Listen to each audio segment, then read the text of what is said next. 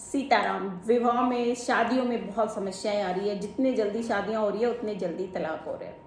कहीं ना कहीं लोग बाग अच्छे ऐसे एग्जाम्पल देते हैं कि राम और सीता के तो 36 गुण मिले थे, फिर भी उनकी शादी असफल शादी मानी जाती है।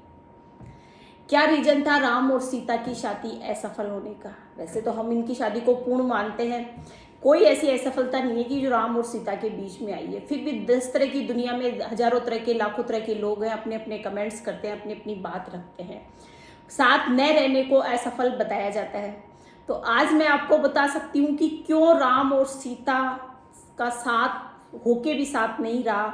उसके कई रीजन है। क्योंकि जब राम गए थे सीता को, धनुष उन्होंने जब तोड़ा था और सीता का वो करा था, उन्हें वर्ण करा था, उस समय है जब दशरथ जी यहाँ से निकले थे, तब उन्होंने अपने गुरु से पंचांग दिखाया था। ऐसा लिखा हुआ है शास्त्रों में। तो पंचांग दिखाया था। तो उस समय क्या था, मार्गशीर्ष माह चल रहा था और शुक्ल पक्ष की पंचमी थी। शुक्ल पक्ष की पंचमी को राम और सीता का विवाह हुआ था मार्गशीर्ष में। माना जाता है कि विवाह के समय शुक्र अस्त था और गुरु भी अस्त था। शास्त्रों के अनुसार ये चीज लिखी गई है कि विवाह का अगर अपन मुहूर्त निकलवाते हैं ना, उस समय शुक्र और गुरु दोनों उदय होने चाहिए। अगर शुक्र अस्त हो रहा है उस समय आप विवाह करोगे तो कहीं ना कहीं दिक्कतें, कहीं ना कहीं हडल और हरबल आपको देके जाती है। मुसीबतों का सामना तो करना पड़ता है। साथ होके भी साथ नहीं रहे राम और सीता। ये विशेष तौर से इस बात की निरायत दी जाती है कि उस समय शुक्र अस्त था, गुरु भी अस्त था और शुक्ल पक्ष की पंचमी को उनका विवाह हुआ था। तो शुक्र और गुरु के अस्त होने से उनको पूर्ण आशीर्वाद नवग्रहों का नहीं मिल पाया।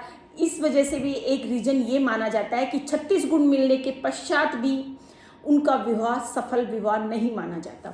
तो ये अपने सनातन में इस चीज पे विशेष तौर से दिया जाता है कि कुंडली मिलान अगर आपने कर लिया, कुंडली मिलान हो गई, 36 गुण मिल गए वर और वधु के, उसके पश्चात भी आपको मुहूर्त में ये चीज देखनी चाहिए, ग्रहों पे फोकस करना चाहिए कि शुक्र ग्रह को उदित होना चाहिए, गुरु ग्रह उदित होना चाहिए और कुंडली में देखना चाहिए कि उनका गुरु किस कंडीशन में बैठा हुआ है। कई बार ये चीजें भी अपन देखते हैं परिवार में। पहले बहुत देखा जाता था कि किसी न किसी कारण से गुरु यानी बृहस्पति बोला जाता था पहले। आजकल जैसे गुरु बोलते हैं, पहले बृहस्पति, बहुत ज्योतिषी पंडित वगैरह बृहस्पति बोलते थे कि बच्ची का बृहस्पति खराब है, तो इस टाइम तक, इतने समय तक इनका विवाह अभी मत करो, सगाई करके एंगेजमेंट करके आप रख लो।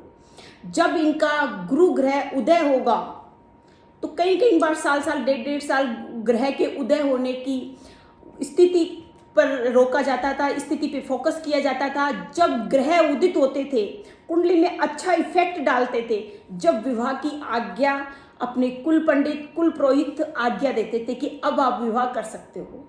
आजकल ये चीजें नहीं है। उस टाइम भी शायद राम और सीता के समय भी ये हुआ था कि उनका धनुष बाण तोड़ा था, वो हुआ था। ये सब चीजों में, इन चीजों पे शायद फोकस नहीं किया गया हो और शुक्ल पक्ष देख के उनके 36 गुण कुंडली मिलान करने के पश्चात उनका विवाह हुआ हो। इसी वजह से राम और सीता की शादी को भी असफल बताया गया। अपने सनातन में बोला जाता है कि चतुर्मास में कभी भी शादी नहीं करनी चाहिए, खर मास में कभी शादी नहीं करनी चाहिए, अधिक मास में कभी शादी नहीं करनी चाहिए, मल मास में कभी शादी नहीं करनी चाहिए। इन समय सूर्य अस्त रहता है, गुरु डाउन रहता है, तो इस समय शादी करते हैं तो दिक्कतें आती ही आती है, मुश्किलें आती आती है, विवाह असफल होने के चांसेस बहुत बढ़ जाते हैं। और अब 2025 के पश्चात जो स्थितियां चल रही है देश और दुनिया की, गुरु ग्रह इतना अतिचारी हो रहा है कि 34 तक अपनी स्पीड इतनी पकड़ रखी है। लोगों में मृत्यु और काल का भय बना हुआ है। देश और दुनिया में वाद विवाद, झगड़े, युद्ध जैसे माहौल बने हुए हैं। तो वो हम लोग ज्योतिषी इसको ग्रह नक्षत्रों के आधार पे देखते हैं। तो गुरु ग्रह की स्पीड के कारण ही युद्ध के माहौल देश और दुनिया में बने हुए हैं। आने वाले समय पे ये स्थिति और भी ज़्यादा खराब होएगी, और भी मुश्किलों का सामना करना पड़ेगा, और भी चीज़ें ऐसी देखनी पड़ेगी। उससे अपना नेचुरली अपन घबराहट पैदा होगी, मन में विवाद पैदा होंगे, मन में संकट पैदा होंगे। तो मेरा सबसे यही निवेदन है कि ग्रहों की स्थिति को समझिए, ग्रहों की चाल को समझिए। अपने बड़े बुजुर्ग क्यों कुल पुरोहित की सहायता लेते थे, क्यों कुल पुरोहित के निवेद की आज्ञा के अनुसार ही विवाह करते थे। आजकल ऐसी चीज़ें नहीं है। आजकल बच्चे बच्ची अपने मन मर्जी से date of birth date decide कर लेते हैं शादी की, और जितने जल्दी वो डिसाइड करते हैं उतने जल्दी उनके तलाक के रीज़न निकल निकल के बाहर आ रहे हैं। तो प्लीज़ पहले के कल्चर को फॉलो कीजिए, सनातन के साथ रहिए, धर्म के साथ रहिए।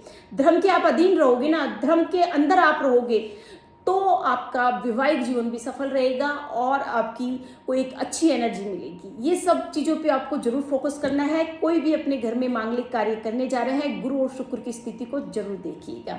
सीताराम।